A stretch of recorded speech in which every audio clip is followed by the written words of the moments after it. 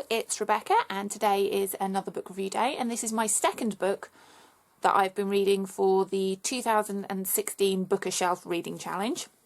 This is a challenge that was put together by myself and Hannah over at Shelf Restraint, and we've put together a list of 26 different categories, so we need to read 26 different books throughout the year that fit in with each category. I will link you down below to the list, so if you want to join in, you are more than welcome. The list is alphabetised, so each category begins with a different letter of the alphabet, and the book that I've been reading this time is D, a diary, and I have been reading The Diary of a Wimpy Kid by Kinney. So I will read you the blurb and then talk to you about the book. Let me get something straight. This is a journal, not a diary. This was Mum's idea, not mine. But if she thinks I'm going to write down my feelings in here or whatever, she's crazy. The only reason I agreed to do this at all is because I figure later on when I'm rich and famous, this book is going to come in handy. But for now, I'm stuck in middle school with a bunch of morons. Today is the first day of school, so I figured I might as well write in this book to pass the time. Just don't expect me to be all Dear Diary this and Dear Diary that. So I know I'm a little bit late to the party with this book. There's like 20 of them now, but it's something that I have wanted to read for a long time, and it is a children's book, but like I've said so many times before, children's books can be just as good as grown-up books, and I really enjoyed this book.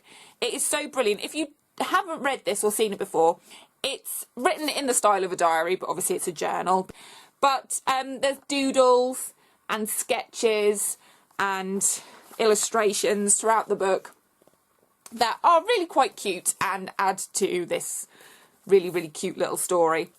So this book is about a young boy called Greg who is at middle school, and he's just started middle school, and he's there with his best friend Rowley. I perhaps should watch the film. I don't know how to pronounce it. We'll say Rowley. And it's just his general goings on throughout his school life. This book actually made me laugh out loud quite a few times, which I don't normally do with books. Even if they're funny, I'll just do like a little shrug and a snort or something, but this made me laugh out loud. I started off really liking Greg. Towards the end, I didn't so much. He does seem like a little bit of a bully, which I don't like. He's got his friend Rowley, who is a bit simple, whose parents wrap him up in cotton wool, and Greg does kind of abuse that. He knows that Rowley is fairly helpless, and he does lord his power over him a little bit, which I didn't like.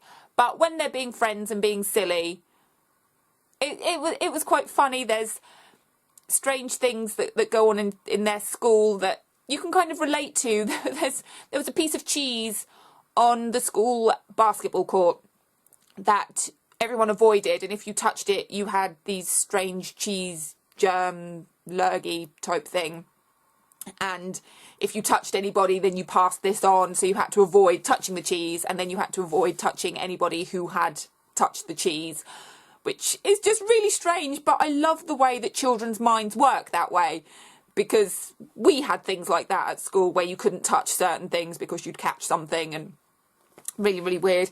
And so yeah, so this book just follows him through school, through Christmas, through various parties and festivities, and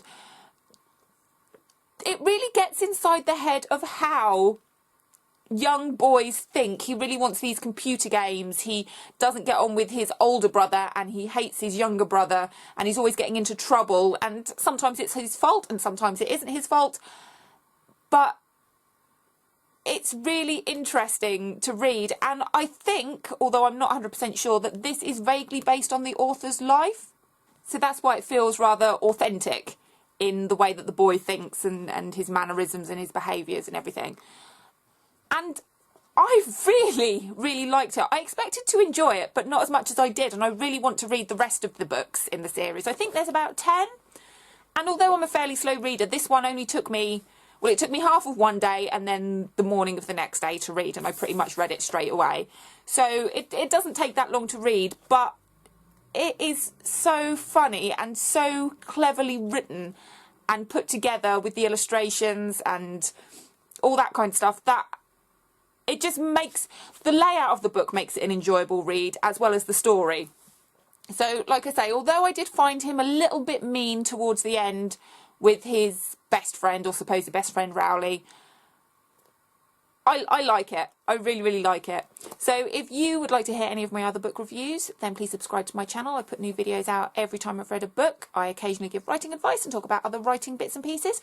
So if you're interested in reading and or writing, then please subscribe to my channel, and I will see you soon. Have a good day. Bye-bye.